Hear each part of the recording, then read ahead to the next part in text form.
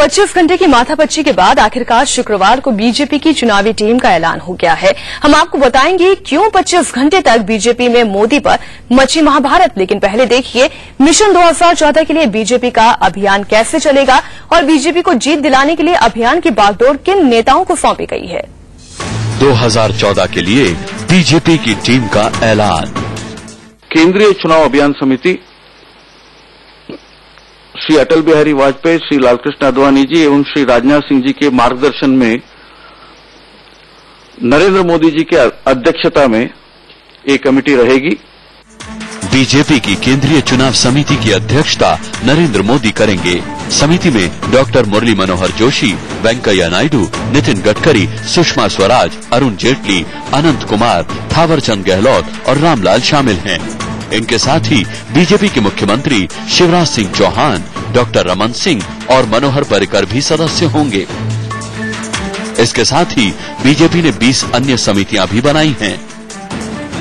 घोषणा पत्र समिति की अध्यक्षता मुरली मनोहर जोशी को सौंपी गई है। उनके साथ जसवंत सिंह, यशवंत सिन्हा, प्रेम कुमार धूमल, सुशील कुमार मोदी, विजय कुमार मल्होत्रा, शहनवाज हुसैन समेत कुछ और सदस्य होंगे। घोषणा पत्र के साथ भारतीय जनता पार्टी आगामी चुनाव के लिए एक दृष्टि पत्र यानी विजन डॉक्यूमेंट भी रिलीज करने वाली है। बीजेपी के विजन डॉक्यूमेंट कमेटी का नेतृत्व नितिन गडकरी करेंगे। उनके साथ ओपी कोहली समेत 4 सदस्य होंगे। प्रचार और प्रसिद्धि समिति में सुषमा स्वराज, अरुण जेटली, अमित शाह और सुधांशु त्रिवेदी होंगे। पूरा देश भर में 100 से अधिक रैलियां करने का योजना हम बना रहे हैं। अगस्त से बीजेपी की रैलियां देश भर में शुरू हो जाएंगी। रैलियों के आयोजन की जिम्मेदारी अनंत कुमार और वरुण गांधी को सौंपी गई है। वरुण गांधी खुद बड़ी रैलियां करने के काबिल हैं। ऐसे में देखना होगा कि वो रैलियां कराने की जिम्मेदारी कैसे निभाते हैं। 1 बूथ 10 यूथ यानी हर बूथ से 10-10 हमारे कार्यकर्ता, ऐसे हमने देश भर में बूथ समितियां भी बना रहे हैं।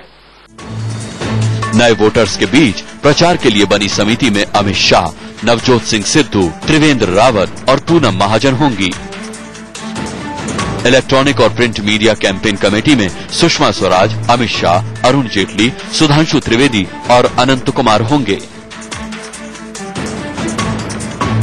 यतेंद्र शर्मा के साथ Manish Awasthi, Delhi, India news. BJP की चुनावी टीम तो सोमवार को ही तय हो गई थी, मगर ऐलान में 25 घंटे क्यों लगे। सूत्रों की माने तो मोदी विरोधी खेमा कोई भी बड़ी जिम्मेदारी लेने को तैयार नहीं था। बीजेपी के बड़े नेता मोदी को बॉस मानने से इनकार कर रहे थे। इन नेताओं को जोन के आधार पर जिम्मेदारी लेने यानी राज्यों का जिम्मा संभालने पर भी ऐतराज था। अंदर खाने चल रही ये लड़ाई 25 घंटे की देरी के लिए जिम्मेदार थी। मोदी के हाथ में चुनाव की कमान सौंपने का ऐलान तो हो गया, लेकिन नरेंद्र मोदी की टीम पर मुहर लगाने के लिए एक के बाद एक पार्टी संसदीय बोर्ड की 3 बैठकें करनी पड़ी। फिर भी बात पूरी तरह बनने में मुश्किल ही दिखी। बीजेपी संसदीय बोर्ड की बैठक गुरुवार को हो गई, लेकिन फैसला क्या हुआ, इस बारे में जानकारी देने में पार्टी को 25 घंटे लग गए। इन घंटों में जो कुछ हुआ वो ये साफ कर जाता है कि मोदी के लिए आगे की राह आसान नहीं होगी। प्रेस कॉन्फ्रेंस होनी थी, वो आज शाम को जाकर 7:15 बजे हुई। पूरे दिन भर घटनाक्रम काफी तेजी से बदला। काफी नेताओं को मनाने की कोशिश की गई और बैठकों का दौर एक दूसरे के साथ अलग अलग तरीके से भी चला। मोदी ने भी इस दौरान बीच में आकर पार्टी के तमाम बड़े नेताओं को साधने की कोशिश की, तब जाकर इन समितियों को और उप समितियों को फाइनलाइज्ड रूप दिया जा सका है। बीजेपी संसदीय बोर्ड की बैठक में मोदी के उस प्रस्ताव पर मतभेद पैदा हो गए जिसमें उन्होंने चुनाव अभियान के लिए जोनल स्तर पर कमेटी बनाने का सुझाव दिया था, लेकिन आडवाणी, सुषमा से लेकर जेटली जैसे नेताओं ने इस पर हामी नहीं भरी। मोदी से इन नेताओं ने साफ कर दिया कि इस तरह की व्यवस्था उन्हें मंजूर नहीं है। इसके बाद नरेंद्र मोदी गुरुवार शाम को आडवाणी के घर गए। आडवाणी फिर भी नरम नहीं पड़े, जिसके बाद मोदी ने सब कुछ राजनाथ सिंह के भरोसे छोड़ दिया और खुद अहमदाबाद वापस लौट गए। इस बीच संसदीय बोर्ड के फैसले की जानकारी देने का पार्टी पर दबाव बढ़ता जा रहा था। ऐसे में राजनाथ सिंह ने कमान संभाली। उनके घर गुरुवार के बाद शुक्रवार को भी दिन में बैठक हुई। इसमें सुषमा स्वराज और अरुण जेटली समेत कई नेता मौजूद थे। काफी माथापच्ची के बाद आखिरकार जोनल कमेटी बनाने के प्रस्ताव को किनारे कर दिया गया, यानी मोदी खेमे को पीछे हटना पड़ा। लेकिन राजनाथ सिंह ने बाकी नेताओं से साफ कर दिया कि उन्हें क्षेत्रीय स्तर पर काम करना होगा। भारतीय जनता पार्टी के राष्ट्रीय अध्यक्ष श्री राजनाथ सिंह जी के द्वारा श्री नितिन गडकरी जी को दिल्ली प्रदेश विधानसभा चुनाव की ओर विशेष ध्यान देने के लिए नियुक्त किया गया है।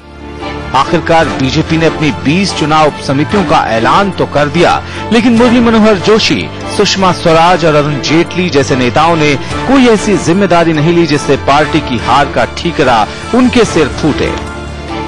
लेकिन अब सबसे बड़ी चुनौती मोदी के सामने यही होगी कि जिस तरह से पार्टी के बड़े नेता इलेक्शन कैंपेन कमेटी के चेयरमैन होने के नाते मोदी को रिपोर्ट करेंगे, क्या वो एकजुटता जो मोदी को रिपोर्ट करने के नाते आज पार्टी ने दिखाने की कोशिश की है, क्या वो इलेक्शन जो उनका मिशन 2014 तब तक बनी रह पाएगी? ये मोदी के लिए सबसे बड़ी चुनौती होगी। कैमरामैन अवधेश के साथ यतेंद्र शर्मा, इंडिया न्यूज दिल्ली।